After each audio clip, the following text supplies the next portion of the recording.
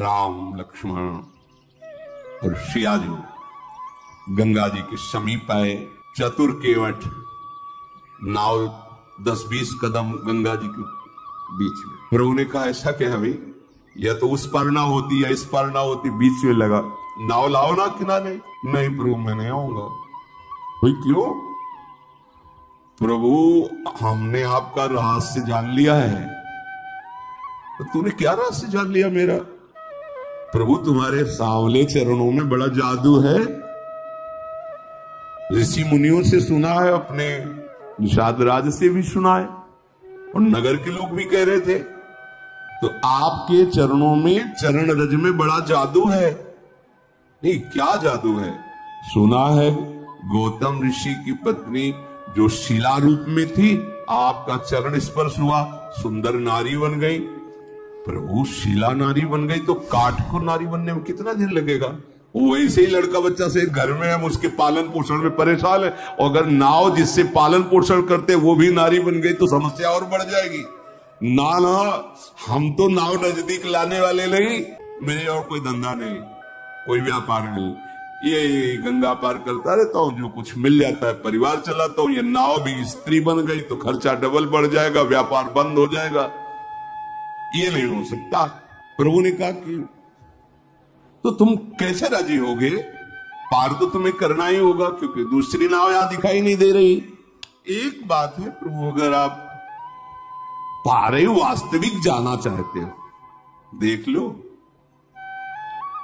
जो भाव समुद्र से पार करने वाले हैं उनसे केवल, अगर पार ही जाना चाहते हो तो एक बार हमें चरणों को धोने का अवसर दीजिए। मैं धो के देख लूंगा कि कहीं इसमें वो जादू काम तो नहीं कर रहा।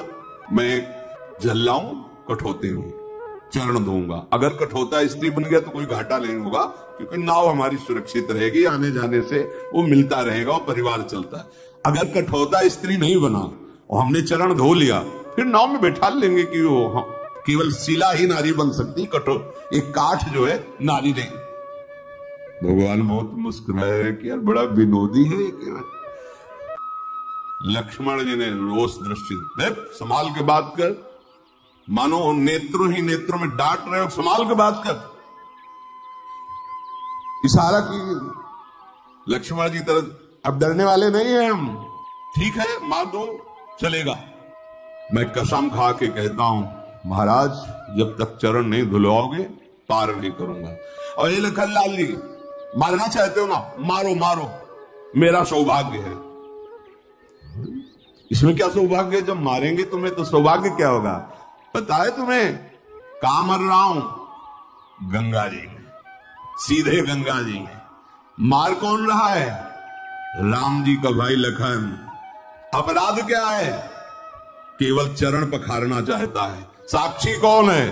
स्वयं राम जी। मारो मारो, हमें कोई परवाह। केवट की बात सुनकर लक्ष्मण जी भी शांत हो गए कि बड़ा विवेकवान है, मुझे कोई इसमें फर्क, मेरा तो अहोभाग्य आज होगा ही होगा, या तो मारो तो अहोभाग्य, नहीं तो चरण पखारेंगे अहोभाग्य। अब मुझे कोई मेरे भाग्य से विचलित नहीं कर सकता है। प्रभु ने कहा भाई तुम्हारी नाव ना स्त्री बने और मुझे पार जाना ही है, तुम उपाय कर लो। कृपा समुद्र भगवान श्री राम मुस्कुरा कर बोले भैया तो वही उपाय कर जिससे तेरी नाव बच जाए।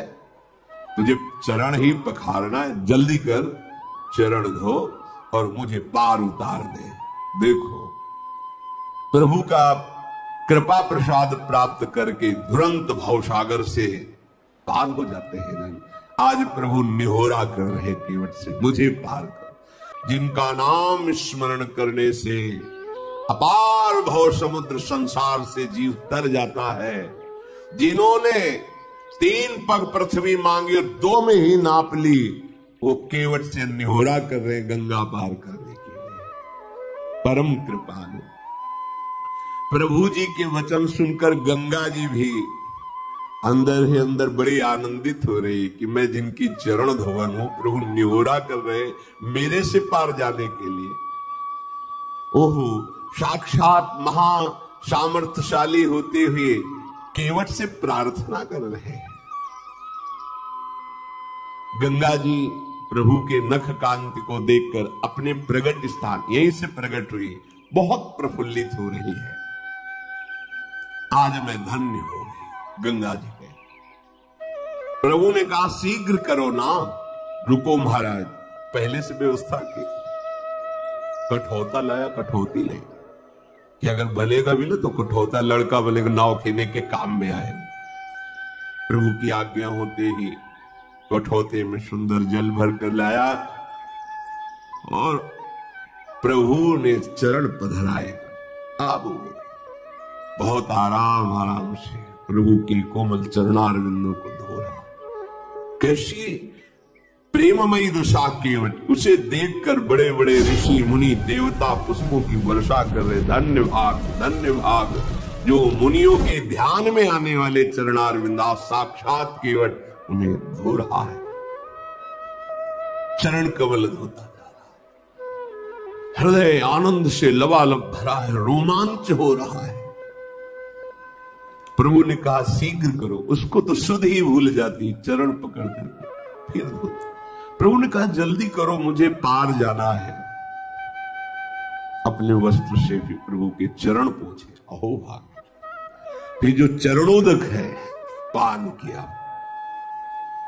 चरणोदक प्रभु का पान करते ही जितने उसके पितर थे सब भगवत प्राप्त हो गए। पितर लोक में जितने पितर थे सब भगवत प्राप्त हो गए। जो उसका पूरा परिवार था उसका भगवत प्राप्ति निश्चित, जैसे पास बन गया हो। आप पूरा परिवार पितर सब भगवत धाम की वासी, सब परम पद के अधिकारी। इसीलिए ये नहीं सोचना चाहिए कि हमारे परिवार का क्या होगा। यदि आप भगवत भजन करते धर्म से चलते हैं तो पूरी जिम्मेवारी लोक परलोक की प्रभु स्वयं ले। भगवान अपने भजन करने वाले के परिवार का भी महामंगल कर देते हैं, उसका भी पालन करते। देखो प्रभु के चरण धोए, चरणामृत पान किया तो प्रभु को गंगा पार के बार बार मुख माधुरी देखते हुए नौका चला रहा है। जब पार हुए तो लखनलाल जी, सियाजू, रामजू उतर करके गंगा जी की रेती में खड़े हुए बार बार हाथ जोड़ता है, मुखारविंद की तरफ देखता है, साष्टांग दंडवत होता, फिर खड़ा होता, फिर देखता है, फिर साष्टांग दंडवत। भगवान को ऐसा लगा कि शायद कुछ उतराई नहीं दी है, इसलिए ज्यादा दंडवत हो रही क्या। सब कुछ जैसा प्रभु को लग रहा है कि देना चाहिए उतराई, इसको तो कुछ दिया नहीं। देखो हमारे प्रभु का स्वभाव देखो, सब कुछ दे दिया पर क्या सब कुछ है, इसको कुछ दिया नहीं। इसीलिए इनके समान केवल यही है। उसको परम पद, उसके परिवार को परम पद, उसके पितरों को परम पद, देवता ऋषि मुनि केवट की प्रशंसा करके पुष्प बरसा रहे, जगत बंदनी बना दिया। और प्रभु को सब कुछ क्या है, इसको तो अभी कुछ दिया नहीं है। प्रभु के हृदय की बात जानने वाली सियाजू ने अपनी अंगूठी उतारी जो मणिजटित थी, कहा प्रभु दे दीजिए। प्रभु से अंगूठी के लेके कहा ये उतराई ले लो। बिकल हो के चरणों में, प्रभु अब कुछ नहीं चाहिए, आपने जो दिया है।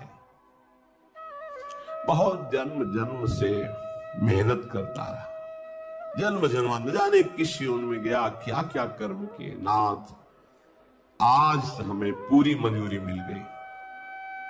क्या पूरी मंजूरी क्या है? आपके चरणारविंद का स्पर्श, आपके चरणों की सेवा और आपके चरणों का प्रेम।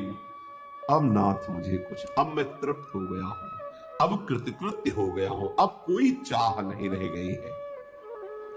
नाथ आपको पा लिया तो आज सब कुछ पा लिया, अब कुछ पाना बाकी नहीं रहा।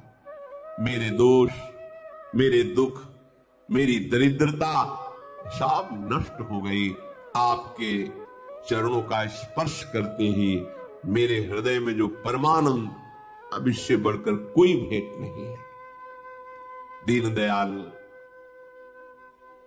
आप कृपा कीजिए, अब मुझे कुछ देकर ऐसी बात, अब मुझे कुछ नहीं चाहिए। प्रभु बार बार करे कि ले लो ना, नहीं ठीक है, वो सब ठीक है, आप ले लो।